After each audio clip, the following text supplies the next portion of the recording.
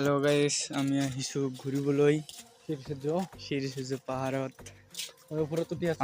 তোমালোকে চাই থাকক, আমি সকলো পাহাৰখিনি লৈ যাওঁ।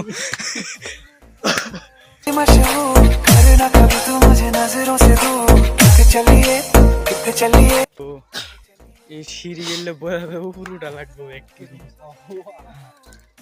তো ওই উপরে গলিখিনিতে উঠি ভরা নাকি জায়গা পাগলা বন্ধুসকল হরণ হয়ে গেল আর তো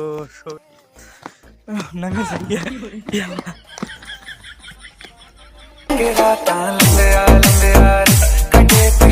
তো বন্ধুসকল চাওক, আমি আহিছোঁ শিলৰ গুহাৰ ফালে।